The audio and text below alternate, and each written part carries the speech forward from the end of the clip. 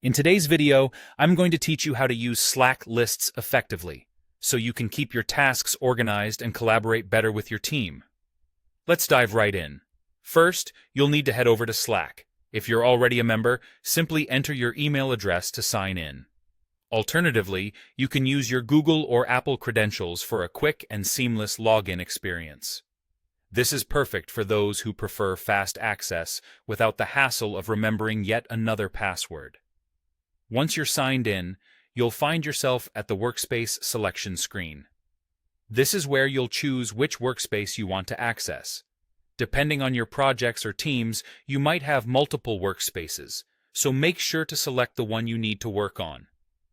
Next, you have the option to open Slack via its desktop app or directly in your web browser.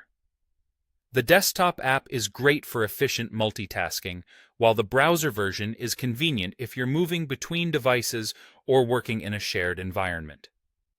Now, look to the left side of your Slack screen. Here, you'll see various navigation options. Click on the More button, which is usually represented by an ellipsis. This will reveal additional features, including the all-important Lists feature we're focusing on today. By clicking on Lists, you'll be presented with the option to create a new list. You can either start with a blank list if you have a specific structure in mind, or use one of the existing templates to get a jump start. Templates are incredibly handy if you're looking to standardize processes across your team. If you decide to create a new list, a default template will appear. This is where you'll start personalizing the list to suit your needs. Begin by adding an appropriate title that clearly indicates the purpose of the list. Once you've titled your list, click on Highlight. This is your cue to further customize how your list appears by selecting Edit View. This feature allows you to tailor the visual aspects to enhance readability and organization, a great touch if you have a particular workflow in mind. Next, you'll want to populate your list with tasks. Simply add in the name of each task, ensuring clarity and precision so everyone knows exactly what needs to be done. Assign each task to the appropriate team member responsible for its completion.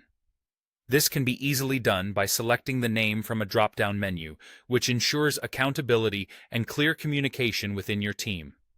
Don't forget to set a due date for each task. This keeps your project timeline on track and helps prioritize workflows.